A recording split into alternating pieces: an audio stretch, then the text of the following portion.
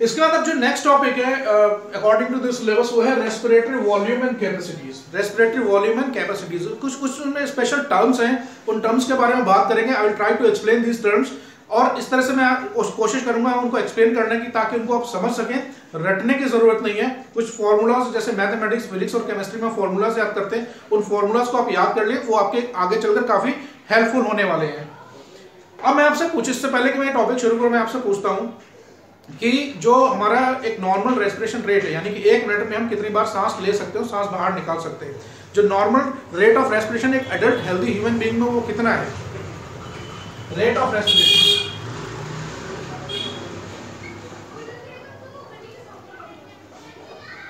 कितना है? लगभग 12 से 16 बार, 12 से 16 बार, 12 to 16। इसका कोई यूनिट नहीं है, इसका कोई यूनिट नहीं है। ये कितनी बार टाइम्स? 12 to 16 टाइम्स, क्योंकि ये वेरी करता है। बच्चों में थोड़ा ज्यादा होता है, बुढ़ापे में थोड़ा सा चेंज होता है। हेल्दी, ये एक नॉर्मल, एक एवरेज हेल्दी पर्सन का जो मैंने बताया वो एवरेज 12 से 16 बार है। ये चीज को आप याद रखिए। रेट ऑफ रेस्पिरेशन लगभग 12 से 16 बार हम सांस को ले सकते हैं और सांस को बाहर निकाल सकते हैं। अब जो कुछ टर्म्स हैं उनके बारे में मैं बात करूंगा। सबसे पहला आता है टाइडल वॉल्यूम क्या है। देखिए, जब हम वॉल्यूम की बात करेंगे तो वॉल्यूम में हम एयर की बात करेंगे। वॉल्यूम हम क्या बात करेंगे? एयर की बात करेंगे। जो एयर हम लेते हैं और जो एयर हम निकालते हैं उसके बारे में हम बात करेंगे। अभी मैंने बताया कि रेट ऑफ रेस्पिरेशन एक एडल्ट ह्यूमन बीइंग में लगभग 12 से 16 बार होता है। अब मैं पूछूं कि एक बार जब आप सांस को लेते हो, जब एक बार आप सांस लेते हो तो एक बार में कितनी एयर, उसका कितना वॉल्यूम हमारे लंग्स में एंटर करता है? जितना भी वॉल्यूम एक नॉर्मल प्रोसेस में, नॉर्मल रेस्पिरेशन में, यानी कि बिना किसी एक्स्ट्रा एफर्ट्स के, बिना किसी एक्स्ट्रा कोशिश के, जैसे हम खड़े हैं, जितनी अपनी नॉर्मल एक्टिविटीज कर रहे हैं, उस टाइम जो रेट ऑफ रेस्पिरेशन है वो लगभग इतना है। तो एक बार में हम कितनी एयर ले सकते हैं विदाउट एनी एफर्ट्स? जितनी भी ले सकते हैं उस मात्रा को हम बोलते हैं टाइडल वॉल्यूम। बड़ा आसान है। The amount of air that we can inspire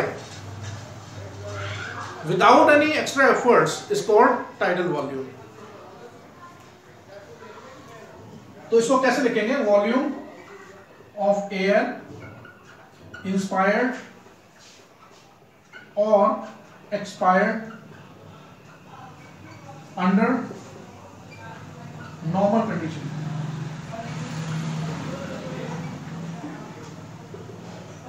एक बार में हम जितनी एयर ले सकते हैं और जितनी निकाल सकते हैं नॉर्मल कंडीशन में without any extra effort, that is called tidal volume. और वो होता कितना है? वो लगभग होता है 500 ml। ऑक्सीजन एयर को हम ml में मेजर करते हैं। तो टाइडल वॉल्यूम क्या है? कितना आसान है, याद रखने की जरूरत नहीं है।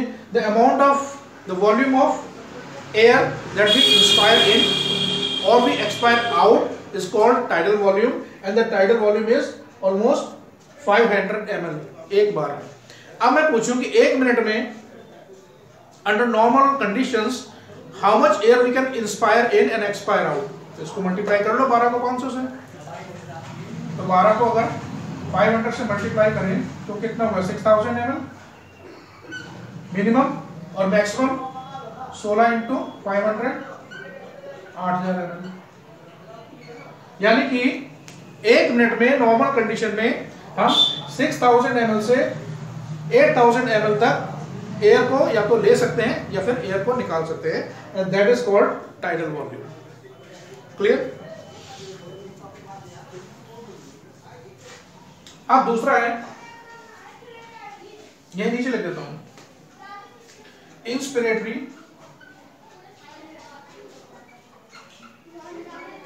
Reserve volume. Inspiratory reserve volume, देखो मैंने अभी बताया था, इसको टाइडल वॉल्यूम में टी वी लिखते हैं, टी वी। मैं इसलिए शॉर्ट में इसलिए लिख रहा हूं, उसको मैं अभी आपको फॉर्मूला बताऊंगा, आपको याद करने में आसानी रहेगी। इसको क्या बोले? IRV। अब देखिए इंस्पिरेटरी रिजर्व वॉल्यूम है क्या। मैंने अभी आपको बताया था कि एक व्यक्ति एक बार में नॉर्मल कंडीशन में 500 ml एयर को इंस्पायर कर सकता है, सांस यानी कि सांस अंदर ले सकता है बिना किसी एफर्ट के। अब आप कोशिश करके देखिए, आप सांस को आप अंदर खींचें तो आप ये महसूस करेंगे कि आप जो नॉर्मल आपकी कैपेसिटी है 500 ml की, ये कैपेसिटी बहुत बढ़ जाती है कि अगर आप सांस को अंदर इनहेल करना शुरू करें तो देख कुछ जो टाइम है वो टाइम थोड़ा सा बढ़ जाता है, एयर की मात्रा लंग्स में आप काफी हद तक उसको इंस्पायर इन कर सकते हैं।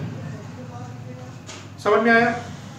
तो 500 तो नॉर्मल है, उसके बियॉन्ड जितनी भी एयर आप इनहेल कर सकते हैं, यानी एयर को इनसाइड लंग्स ले जा सकते हैं, किस तरह से? प्रैक्टिस करके या फोर्स लगा के, उसको हम बोलते हैं इंस्पिरेटरी रिजर्व वॉल्यूम।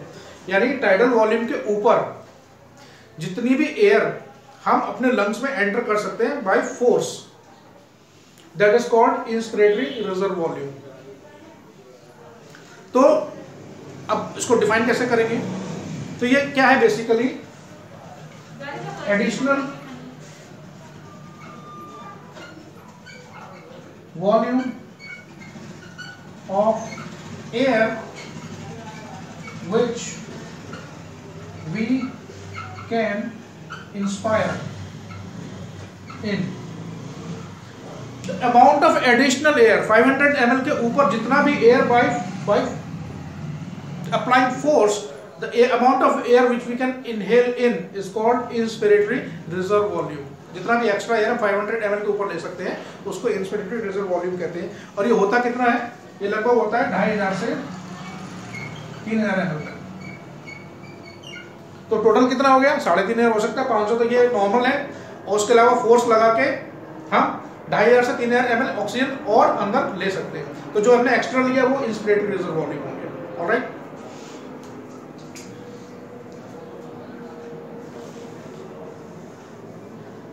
अब उसी तरीके से इसका जो उल्टा प्रोसेस है वो है expiratory reserve volume.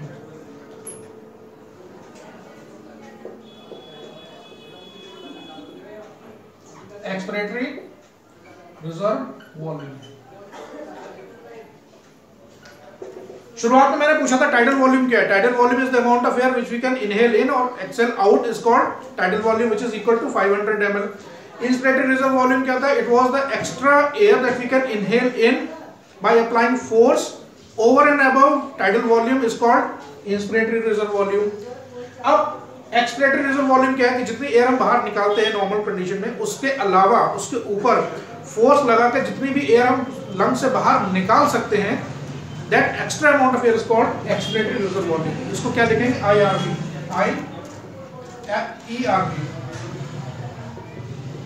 the amount of air which we can expire out by applying force is called expiratory reserve volume।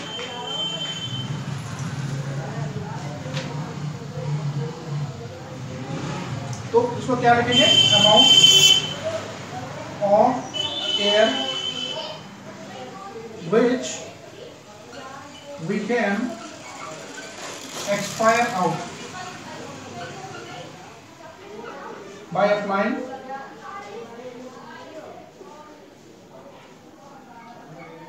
Force. सांस आप बाहर कितना निकाल सकते हो? 500 ml। कोशिश और करें, कितना और बाहर निकाल सकते हैं? तो जितना एक्स्ट्रा बाहर निकाल सकते हैं that is called expiratory reserve volume. और वो होता कितना है? लगभग 1000 ml से 1100 ml के बीच। इतना एक्स्ट्रा एयर हम लंग से बाहर निकाल सकते हैं। ऑलराइट, इसका स्क्रीनशॉट आप चाहे तो ले सकते हैं। तो दोस्तों बात करते हैं physiology of respiration in human beings में, और पिछले वीडियो में हमने रेस्पिरेटरी वॉल्यूम्स और रेस्पिरेटरी कैपेसिटीज के बारे में बात कर रहे थे। और जैसा कि मैंने बताया था आपको, इनको रटना नहीं है, इनको एक बार आप समझ लीजिए और समझने के बाद आप इनको अपनी खुद की लैंग्वेज में डिफाइन कर सकते हैं अगर एग्जाम में आपसे पूछा जाता है। तो कल मैंने बताया था टाइडल वॉल्यूम क्या होता है। Tidal amount is the volume of air that we normally breathe in और ब्रीथ आउट। एक नॉर्मल रेस्पिरेशन में जितना एयर हम ब्रीथ इन करते हैं और जितना ब्रीथ आउट करते हैं without making any efforts is called tidal volume, जो होता है लगभग 500 ml। एक बार में सांस जितनी अंदर लेते हैं और जितनी बाहर निकालते हैं। मैं गैस, ऑक्सीजन और CO2 की बात नहीं कर रहा हूँ। इसको बोलते हैं टाइडल वॉल्यूम। कितना होता है? 500 ml। और एक नॉर्मल ह्यूमन बीइंग का रेस्पिरेशन रेट 12 to 16 होता है, 12 से 16। तो अगर मैं पूछूं कि एक मिनट में कितना एयर हम ब्रीथ इन और ब्रीथ आउट कर सकते हैं, तो 12 को 5 से मल्टीप्लाई कीजिए 6000, और अगर 16 मैक्सिमम है तो 16 को 5 से मल्टीप्लाई कीजिए तो कितना था 6000 से लेके 8000 ml पर मिनट। ऑलराइट, दूसरा था inspiratory reserve volume. Inspiratory reserve volume ये है कि टाइडल वॉल्यूम के अलावा उसके ऊपर, उसके एडिशन में कितना एयर हम मैक्सिमम ब्रीथ इन कर सकते हैं, यानी टाइडल वॉल्यूम के ऊपर, over and above tidal volume कितना एयर हम फोर्सफुली ब्रीथ इन कर सकते हैं, उसको बोलते हैं इंस्पिरेटरी रिजर्व वॉल्यूम, जो होता है 2500 से लेकर 3000 ml के बीच में। एक्सपिरेटरी रिजर्व वॉल्यूम क्या होता है कि एक नॉर्मल जब हम ब्रीथ आउट करते हैं 500 ml हम ब्रीथ आउट कर चुके हैं, उसके बाद मैक्सिमम कितना हम ब्रीथ आउट कर सकते हैं, कितनी एयर लंग से और बाहर निकाल सकते हैं, उसको बोलते हैं एक्सपिरेटरी रिजर्व वॉल्यूम, और वो होता है लगभग 1000 से 1100 ml। अब नेक्स्ट बात करते हैं रेजिडुअल वॉल्यूम। रेजिडुअल का मतलब होता है बचा खुचा। रेजिडुअल का मतलब है बचा खुचा। अब रेजिडुअल वॉल्यूम है क्या कि एक बार आपने एक्सपिरेशन कर दिया, यानी कि लंग्स में जितनी एयर थी वो अपनी सारी बाहर निकाल दी फोर्सफुल एक्सपिरेशन के थ्रू, उसके अलावा उसके अबव कितना और एयर हम ब्रीथ आउट कर सकते हैं, कितना एयर हम और ब्रीथ आउट कर सकते हैं। रेजिडुअल वॉल्यूम कितना, माफ कीजिएगा इसमें करेक्शन है, रेजिडुअल वॉल्यूम का मतलब होता है जो रेजिड्यू बचा, यानी कि जो रिमेनिंग है। रेजिडुअल वॉल्यूम का मतलब यह है कि आपने जितने में एयर था वो ब्रीथ आउट कर दिया, जितना एयर था लंग्स में ब्रीथ आउट कर दिया फोर्सफुल एक्सपिरेशन के थ्रू, उसके बाद लंग्स में कितना एयर अभी और बचा है। अब सारा एयर ब्रीथ आउट नहीं कर सकते, अगर ऐसा करेंगे तो सफोकेशन हो जाएगा, कॉम्प्लिकेशंस फिर क्रिएट होने लगेंगे। तो रेजिडुअल वॉल्यूम का मतलब है कि फोर्सफुल एक्सपिरेशन के बाद the amount of air which remains inside the lungs is called residual volume, जो होता है लगभग 1000 से लेकर 1200 ml, 1000 to 1200 ml, उसको बोलते हैं रेजिडुअल वॉल्यूम। और किससे डिनोट करेंगे उससे, आरवी से। नेक्स्ट है इंस्पिरेटरी कैपेसिटी। इंस्पिरेटरी कैपेसिटी, इसको किससे डिनोट करेंगे, आईसी से। इंस्पिरेटरी कैपेसिटी देखिए, इंस्पिरेशन क्या होता है, इंस्पिरेशन का मतलब होता है टू ब्रीथ इन, एयर को अंदर लेना। अब इंस्पिरेटरी कैपेसिटी को कैसे डिनोट करेंगे कि total amount of air that we can breathe in. एक नॉर्मल रेस्पिरेशन में हम 500 ml एयर लेते हैं, उसके अलावा फोर्सफुल रेस्पिरेशन जिसमें इंस्पिरेशन जब ब्रीथ इन करते हैं वो कितना और ले सकते हैं, यानी कि टोटल इंस्पिरेटरी कैपेसिटी आपकी क्या हो गई, जितना एक नॉर्मल एयर है, नॉर्मल इंस्पिरेशन में जितना एयर लेते हैं, और उसके अलावा फोर्सफुल इंस्पिरेशन तो कितना एयर और हम लंग्स के अंदर एंटर कर सकते हैं, उसको बोलते हैं इंस्पिरेटरी कैपेसिटी। तो अगर मैं पूछूं इंस्पिरेटरी कैपेसिटी कितनी होगी, 500 ml में आप इसको जोड़ दीजिए, यानी कि टाइडल वॉल्यूम में IRV जोड़ दीजिए, तो बन जाता है इंस्पिरेटरी कैपेसिटी। तो मैंने इसलिए आपको बोला था कि आपको शॉर्ट फॉर्म याद कर लीजिए, फॉर्मूला याद करने में आसानी होगी। तो इंस्पिरेटरी कैपेसिटी को क्या लिख सकते हैं, टाइडल वॉल्यूम प्लस IRV, यानी कि 500 ml हमारा टाइडल वॉल्यूम है और इंस्पिरेटरी रिजर्व वॉल्यूम लगभग 2500 से 3000 है, तो उतना इसमें 500 और जोड़ दीजिए, वो हो गया आपका इंस्पिरेटरी कैपेसिटी। किससे डिनोट करेंगे, आईसी। नेक्स्ट है एक्सपिरेटरी कैपेसिटी।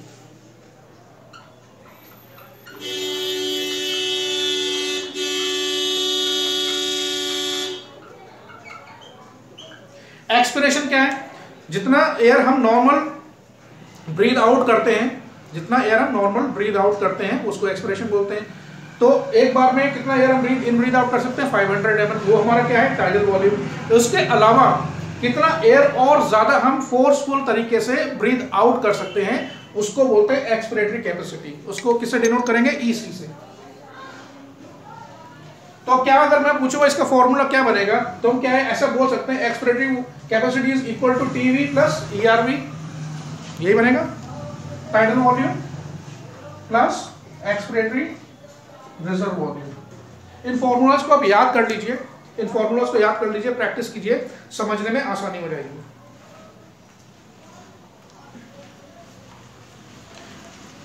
नेक्स्ट है वाइटल कैपेसिटी।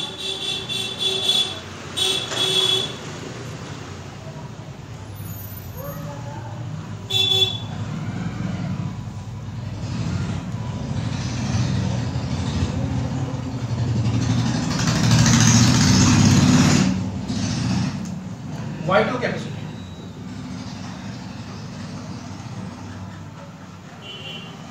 वाइटल कैपेसिटी का मतलब है VC, कि आपने एक नॉर्मल एक्सप्रेशन के थ्रू जितना भी एयर लंग्स था वो सब सारा का सारा वो अपने ब्रीद आउट कर दिया। अब उसके बाद कितना एयर अब हम टोटल पूरा जब ब्रीद आउट करने के बाद total amount of air that we can breathe in, total amount of the air that we can breathe in is called vital capacity. यानी कि नॉर्मल रेस्पिरेशन में जितना हमने ब्रीद आउट कर दिया उसके बाद कितना और एयर हम ब्रीद इन कर सकते हैं, that is called vital capacity. इसको किससे डिनोट करेंगे? VC से। तो इसका अगर मैं पूछूं तो फॉर्मूला क्या बनेगा? इसका फॉर्मूला बनेगा tidal volume plus inspirated reserve volume IRV plus ERV। एक नॉर्मल एक्सप्रेशन के बाद जब हमने नॉर्मल तरीके से एयर को ब्रीद आउट कर दिया उसके बाद एक फोर्सफुल तरीके से कितना टोटल एयर हम ब्रीद इन कर सकते हैं या टोटल ब्रीद आउट कर सकते हैं, दोनों चीजें ध्यान रखिए। टोटल एयर कितना हम एक नॉर्मल तरीके से टाइडल वॉल्यूम के अलावा कितना ब्रीद इन कर लेते हैं, कितना ब्रीद आउट कर लेते हैं, टोटल दोनों का total, that is called vital capacity. अब लास्ट जो पॉइंट है उसको बोलते हैं total lung capacity. Total lung capacity यानी कि हमारी जो लंग्स हैं उसकी टोटल कैपेसिटी कितनी है, कितनी।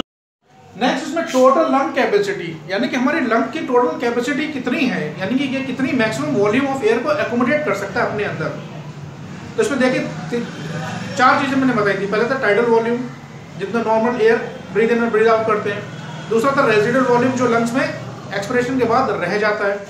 तीसरा था इंस्पिरेटेड रिजर्व वॉल्यूम और चौथा था एक्सपिरेटेड रिजर्व वॉल्यूम। अगर इन चारों को मिला दिया जाए, इन चारों को कंबाइन कर दिया जाए, that becomes total lung capacity, TLC। Total lung capacity. अगर अब मैं पूछूं इसका फॉर्मूला क्या बनेगा, तो इसका फॉर्मूला क्या बनेगा भाई? Tidal volume plus residual volume plus IRV plus ERV, यही बनेगा। यही मैंने आपको अभी एक्सप्लेन किया। तो ये रेस्पिरेटरी वॉल्यूम और कैपेसिटी के जितने भी पॉइंट्स थे वो मैंने आपको एक्सप्लेन कर दिए। फॉर्मूलाज रटना नहीं है, इनको पढ़िए, सीखिए, प्रैक्टिस कीजिए, तो फिर आपके प्रैक्टिस में आ जाएंगे तो बड़े आराम से इसको आप एग्जाम में एक्सप्लेन कर सकेंगे। अब जो है नेक्स्ट जो टॉपिक है उसमें हम ये समझने की कोशिश करेंगे कि जो एयर जो रेस्पिरेशन का प्रोसेस है उसका पर्पस क्या है, और जो एक्चुअली बात करते हैं कि जब हम ऑक्सीजन को लेते हैं और CO2 बदले में रिलीज होती है तो ये जो गैसेस का एक्सचेंज होता है बेसिकली कहाँ पर होता है और उसकी मैकेनिज्म क्या है, उसका प्रोसेस क्या, उसके बारे में भी हम डिटेल में बात करेंगे कि जो गैस का एक्सचेंज होता है एक्चुअली वो होता कैसे और कहाँ पर होता है।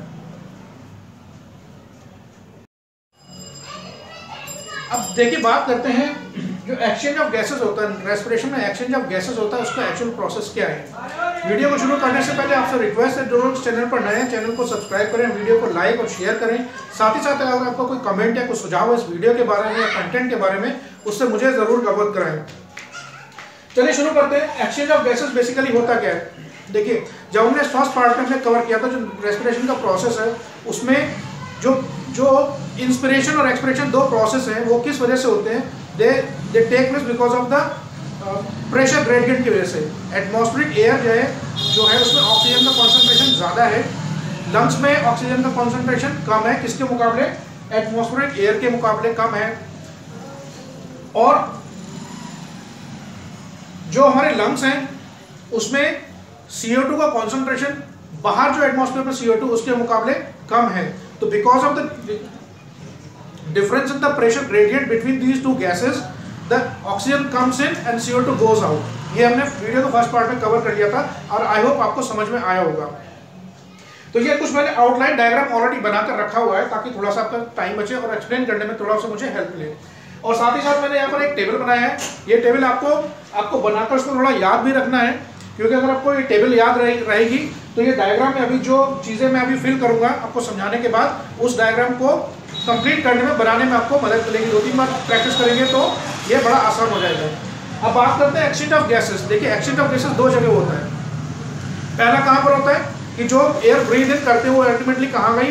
ब्रोंकस के थ्रू लंग्स में गई और लंग्स में जाकर ब्रोंक्यूल्स के थ्रू कहां पर जाकर एक्यूमुलेट होती थोड़ी देर के लिए, जिसको बोलते हैं एयर सैक, एयर पॉकेट, उसको बोलते हैं एल्वियोलस, सिंगुलर एल्वियोलस। तो जो गैस है वो कहां पर जाकर एक्यूमुलेट होती है, ऑक्सीजन थोड़ी देर के लिए एल्वियोलस, इसको एयर पॉकेट या एयर सैक बोलते हैं, और CO2 भी थोड़ी देर के लिए वहां पर एक्यूमुलेट होती है। तो पहला एक्सचेंज ऑफ गैसेस तो यहीं पर ही होता है। और दूसरा, और ये ऑक्सीजन बेसिकली जाते कहाँ है, ये ऑक्सीजन ब्लड में मिक्स होती है, और ब्लड में मिक्स होने के बाद हार्ट के थ्रू अल्टीमेटली कहाँ जाती है, बॉडी ऑर्गन्स में। और बॉडी ऑर्गन्स किनसे मिलकर बने, टिश्यूज से, और टिश्यूज किनसे मिलकर बनी है, सेल से।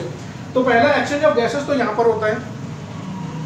पहला एक्सचेंज ऑफ गैसेस तो हो गया लंग्स में, सीधी सी बात है, लंग्स में एल्वियोली में जाकर एयर, ऑक्सीजन डिफ्यूज इन होती है और CO2 डिफ्यूज आउट होती है। ऑक्सीजन किस में डिफ्यूज होती है, ब्लड में, और CO2 डिफ्यूज आउट किसके थ्रू होती है, ब्लड के थ्रू। और वो ब्लड आ कहाँ से रहा है, हार्ट के थ्रू। और हार्ट ब्लड कहाँ से कलेक्ट कर रहा है, बॉडी के पूरे पार्ट से, बॉडी के जितने भी पार्ट्स हैं सभी से वो हार्ट ब्लड को कलेक्ट कर रहा है। अब देखिए यहाँ पर, ये तो आपको समझ में आ गया हो। अब देखिए, तो पहला मैंने बताया कि एक्सचेंज ऑफ गैसेस पहला काम होता है लंग्स पर होता है।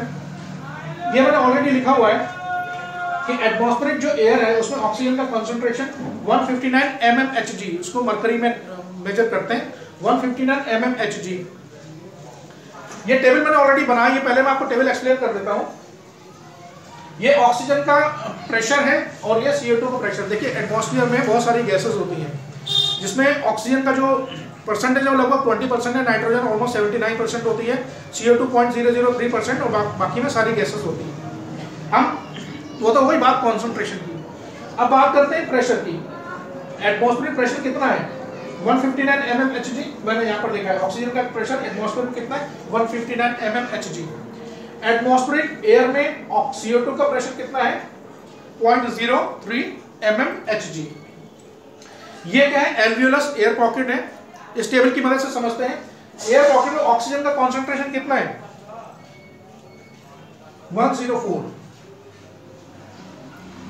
इसको mmHg नहीं लिखूंगा, कंफ्यूजन हो जाएगा, आप mmHg याद रखेंगे। अच्छा, जैसा कि मैंने बताया कि बाहर एटमॉस्फेयर में तो गैसेस का मिक्सचर है और हर जो गैस होती है इंडिविजुअल अपना प्रेशर एक्सर्ट करती है। जो उसका गैस का इंडिविजुअल प्रेशर होता है उसको बोलते हैं पार्शियल प्रेशर। क्या बोलते हैं, पार्शियल प्रेशर। और पार्शियल प्रेशर को किससे डिनोट करते हैं, स्मॉल पी से। किससे, स्मॉल पी से। तो अगर मैं कहूं कि ये 104 किसका प्रेशर है, ऑक्सीजन का, किस टेबल की सहायता से, इस टेबल की सहायता से। इसको किससे डिनोट करेंगे, P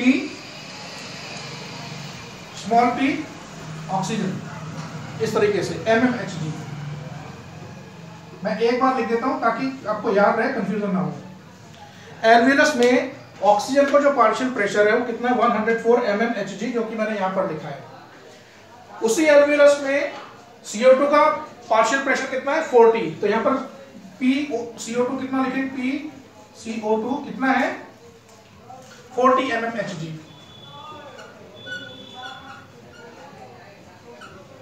क्लियर, एक बार दोबारा समझ लीजिए। एटमॉस्फेरिक एयर में ऑक्सीजन का जो प्रेशर है 159 mmHg है, CO2 का 0.3 mmHg। ये आपको याद रखना पड़ेगा। ये टेबल मैंने ऑलरेडी बनाई है आपको आपकी हेल्प के लिए। जो लंग्स में एल्वियोलस है, यानी कि एक एयर पॉकेट एक सिंगल दिखाया गया है, उसमें ऑक्सीजन का जो पार्शियल प्रेशर है वो कितना है, 104 mmHg, और CO2 का कितना है, 40 mmHg। तो पहला डिफ्यूजन तो यहीं पर ही होता है। एक्सचेंज ऑफ गैसेस का होता है, ये प्रेशर ज्यादा है, ये कम है, तो हाई प्रेशर से लो प्रेशर एरिया की तरफ ऑक्सीजन डिफ्यूज इन हो जाती है। तो ये ऑक्सीजन कहां चली गई, इसके अंदर। ऑलराइट, आप देखिए इसमें CO2 का जो पार्शियल प्रेशर वो कितना, 40 mmHg है, ज्यादा है। बाहर कितना है, 0.3 mmHg। प्रेशर ग्रेडियंट का डिफरेंस है, तो CO2 कहां डिफ्यूज हो गई, CO2 डिफ्यूज आउट हो गई। ये पहला स्टेप आपको समझ में आ गया होगा, बड़ा आसान है। अब ये जो मैंने स्ट्रक्चर बनाया है बहुत अच्छा नहीं बनाया है। ये बेसिकली हमारा 4 चैम्बर्ड हार्ट है। इसको ऑलरेडी मैंने यहाँ पर लिखा हुआ हार्ट। ऊपर वाले दो एट्रियम, नीचे वेंट्रिकल, ऑरिकल, वेंट्रिकल। ये लिखने की जरूरत नहीं है, केवल आपको समझाने के लिए बनाया। जब हार्ट का जो ब्लड सर्कुलेशन के बारे में हम पढ़ेंगे तो इसका डिटेल हम स्टडी करेंगे। अब देखिए होता क्या है, इसको मैं ब्लू कलर से बनाता हूं। ये ऑरिकल है, ये भी ऑरिकल है, ये वेंट्रिकल है, ये वेंट्रिकल है। ये हमारा राइट साइड है, ये राइट साइड है, और ये हमारा लेफ्ट साइड है।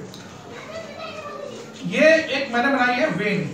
ये वेन क्या करती है, पूरी बॉडी से इम्प्योर ब्लड को कलेक्ट करेगी। मैंने ब्लू कलर से इसलिए बनाया है, ये दिखाने के लिए कि ये जो ब्लू वाली जो वेसल है, ब्लड वेसल, वो एक्चुअली उस ब्लड को कैरी करके ला रही है जिसमें ऑक्सीजन नहीं है। डी उसको बोलते हैं डी ऑक्सीजनेटेड ब्लड। तो ये क्या करती है, पूरी बॉडी से ब्लड कलेक्ट करेगी, और ब्लड कलेक्ट करने वाली जो ब्लड वेसल्स होती है उनको क्या बोलते हैं, वेन्स बोलते हैं। क्या बोलते हैं, वेन्स। ये बॉडी के नीचे पार्ट से, मैंने पूरा डायग्राम नहीं बनाऊंगा, तो बहुत कंफ्यूजन हो जाएगा। उन्होंने बॉडी के पार्ट से ब्लड को कलेक्ट किया, और कहाँ जाकर ये खुलती है, ये जाती है राइट ऑरिकल में, राइट ऑरिकल में जाती है, पढ़ा हूँ, लेकिन राइट ऑरिकल में, राइट ऑरिकल से नीचे गया राइट वेंट्रिकल में, राइट वेंट्रिकल के बाद ये इम्प्योर ब्लड कहाँ गया, लंग्स में,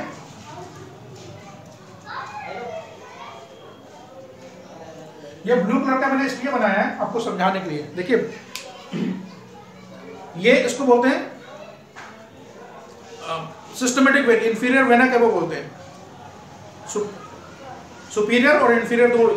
ये ब्लू में इसलिए बनाया क्योंकि ये इम्प्योर ब्लड कैरी करती है, उसको बोलते हैं डी ऑक्सीजनेटेड ब्लड। ये ब्लड कहाँ से इकट्ठा होकर आ रहा है, बॉडी के डिफरेंट पार्ट से, जो कि बेसिकली टिश्यू के रूप में मैंने आपको एक दिखाया। बॉडी का पार्ट पूरा नहीं बना सकते यहाँ पर, केवल एक टिश्यू के माध्यम से बनाकर दिखाया गया। तो ये ब्लड बेसिकली कहाँ आ रहा है, ये टिश्यू से कलेक्ट होकर आ रहा है। ऑलराइट, और ये कौन सी, ये हमारी वेन है, मेजर वेन, जो बॉडी से, पूरे बॉडी से ब्लड कलेक्ट करती है। तो मुझे ये बताइए इसमें ब्लड कैसा है, ये पूरी बॉडी से ब्लड को कलेक्ट कर ला रहा है, उसमें ऑक्सीजन की मात्रा कम है। ऑक्सीजन की मात्रा कम है क्योंकि ऑक्सीजन टिश्यूज ने ऑलरेडी यूटिलाइज कर लिया है। इसमें CO2 की मात्रा ज़्यादा है, इसमें CO2 का कॉन्सेंट्रेशन ज़्यादा है। तो अब इस टेबल की सहायता से देखिए, ये जो वेन है उसमें ऑक्सीजन का जो पार्शियल प्रेशर है वो कितना है, 40। तो क्या हम इसको ऐसे लिख सकते हैं, इसमें PO कितना है, P 40 mmHg है। डीऑक्सीजनेटेड ब्लड अभी मैंने आपको बताया था, डीऑक्सीजनेटेड ब्लड का मतलब जिसमें ऑक्सीजन नहीं है, ना के बराबर है। तो ये हमारी वेन है, कहाँ से कलेक्ट किया इसने, बॉडी के टिश्यू से ब्लड को कलेक्ट किया, और ये कहाँ गई, राइट ऑरिकल, राइट ऑरिकल से नीचे राइट वेंट्रिकल में। अब राइट वेंट्रिकल से ये ब्लड कहाँ गया, ये ब्लड गया लंग्स में। लंग्स में अल्टीमेटली कहाँ जाता है, जो एयर पॉकेट्स हैं उसमें जाता है। यहाँ पर ब्लड में और जो एयर सैक है उनके मेम्ब्रेन के बीच में ऑक्सीजन और CO2 का डिफ्यूजन हो जाता है, यानी CO2 डिफ्यूज इन हो जाती है, और जो CO2 है वो डिफ्यूज आउट हो जाती है, ऑक्सीजन डिफ्यूज इन हो जाती है ब्लड कैपिलरी में। और ये जो मैंने बनाया, ये इसको बोलते हैं पल्मोनरी आर्टरी। क्या बोलते हैं, पल्मोनरी आर्टरी।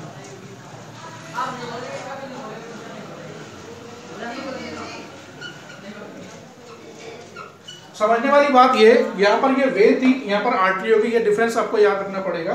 जो बॉडी से ब्लड, इम्प्योर ब्लड कलेक्ट करके हार्ट में लाती है वो तो वेन होती है, और जो हार्ट से इम्प्योर ब्लड लंग्स की तरफ लेकर जाती है वो पल्मोनरी आर्टरी हो जाती है। अब पल्मोनरी आर्टरी क्या है, इसका इतना ऊपर दिखाने की जरूरत नहीं है, इसको यहीं से थोड़ा सा छोटा कर देते हैं डायग्राम, इसको यहीं से मोड़ देते हैं ताकि ये दिखाने के लिए। अब ये कहाँ गई, इसको इधर कर देते हैं, ये आपको समझ में आ गया। इसमें P ऑक्सीजन का पार्शियल प्रेशर कितना है, डी ऑक्सीजनेटेड है तो 40 है। CO2 का कितना है इसमें, PCO2 कितना है 45। ऑलराइट, अब ये ब्लड यहाँ पर एक्सचेंज ऑफ गैसेस होता है। कैसे एक्सचेंज ऑफ गैसेस होगा इसको समझिए। इस वेन में जब ये ब्लड से पंप होके आर्टरी एयर सैक के पास से गुजरी तो इन दोनों मेम्ब्रेन के बीच में गैस का एक्सचेंज होगा। और गैस का एक्सचेंज का पीछे प्रिंसिपल क्या है कि because of the change difference in the pressure gradient, जिस गैस का प्रेशर ज़्यादा है उस एरिया से गैस जिस एरिया में प्रेशर कम है उधर डिफ्यूज आउट हो जाती है।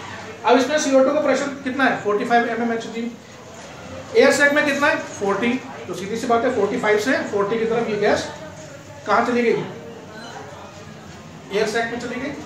कौन सी, CO2 चली गई यहाँ पे।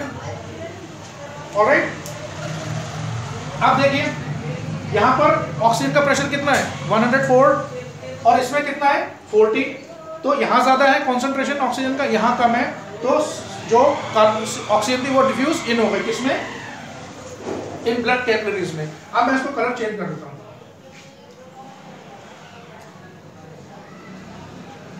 अब जो ये है ब्लड है वो चेंज हो गया। चेंज कैसे हो गया, CO2 डिफ्यूज आउट हो गई, ऑक्सीजन डिफ्यूज इन हो गई। तो अब जो ये ब्लड है इसको बोलेंगे ऑक्सीजनेटेड ब्लड। इसको ध्यान रखिएगा, इसको क्या बोलते हैं, ऑक्सीजनेटेड ब्लड।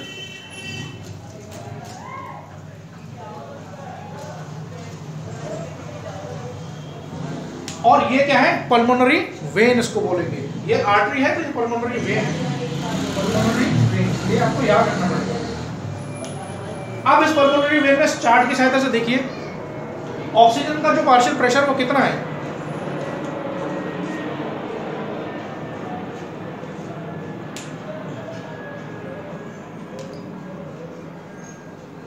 अभी पहले इसको पूरा डायग्राम पूरा कर दें। ये वापस आई इसमें लेफ्ट ऑरिकल में, लेफ्ट ऑरिकल से कहाँ गई, लेफ्ट वेंट्रिकल में, और लेफ्ट वेंट्रिकल से ये फिर ये कहाँ गई, ये बाहर निकली,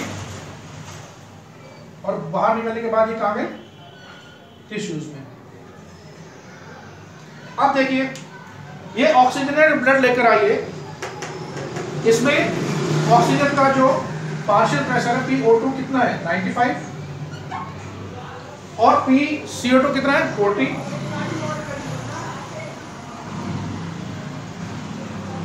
चार्ट याद रखना पड़ेगा आपको, ऑलराइट। तो ये इम्प्योर ब्लड लंग्स में जाके एक्सचेंज ऑफ गैसेस हुआ, हार्ट के थ्रू वापस कहां गया, बॉडी ऑर्गन से, बॉडी ऑर्गन से कहां गया, टिश्यूज में। अब टिश्यूज में देखिए ऑक्सीजन का कॉन्सेंट्रेशन इस चार्ट की सहायता से कितना दिखा रहा है यहाँ पर, PO2 कितना है, PO2 कितना है 40 और PCO2 कितना है 45।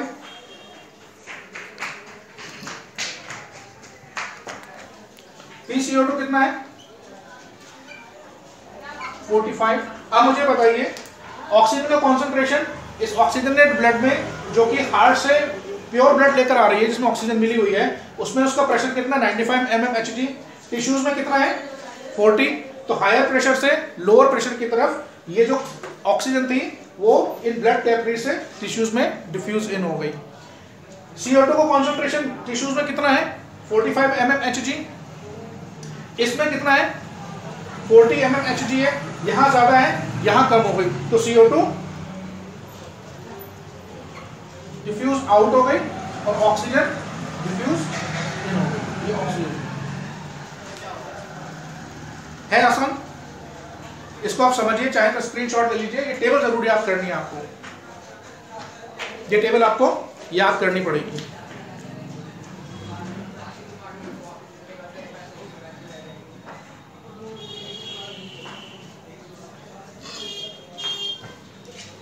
आई होप आपको ये समझ में आया होगा, पूरा जितना भी मैंने ये पोर्शन एक्सप्लेन किया, आई होप आपको ये समझ में आया होगा। इसके बारे में आपका कोई भी कमेंट है, कोई सुझाव है, कोई चीज़ आपको समझ में नहीं आई और आप चाहते हैं उसको दोबारा सही से और एक्सप्लेन किया जाए, तो आप कमेंट सेक्शन में अपनी जो राय है उसको ज़रूर उसमें शामिल कीजिए। देखिए जब आप किसी चीज़ के बारे में फीडबैक देते हैं तो पढ़कर और सुनकर अच्छा लगता है और उसमें लगता है कि एक्चुअली लोग क्या चाहते हैं, क्या देखना पसंद करते हैं, और साथ साथ ये भी पता चलता है कि उसमें अगर कोई कमी है, देखिए कमियाँ तो हो सकती हैं, हम सभी इंसान हैं और गलतियाँ तो होती ही हैं, दीज आर इनएविटेबल, होती है, एक्सपेक्टेड है। तो अगर उसमें लगता है कि कुछ उसमें अभी आपको कमी मालूम पड़ती है तो उसको कमेंट के थ्रू मुझे ज़रूर बताइए। चैनल को सब्सक्राइब जरूर कीजिए। आप चैनल जब सब्सक्राइब करते हैं तो उससे हमें आगे बढ़ने का प्रोत्साहन मिलता है, लगता है कि जो मैं पढ़ाने की कोशिश कर रहा हूँ आपको समझ में आ रहा है। वीडियो के अगले पार्ट में जो इसका बचा हुआ टॉपिक है वो मैं कवर करने की कोशिश करूँगा। चैनल से जुड़ने के लिए बहुत बहुत धन्यवाद। नमस्कार।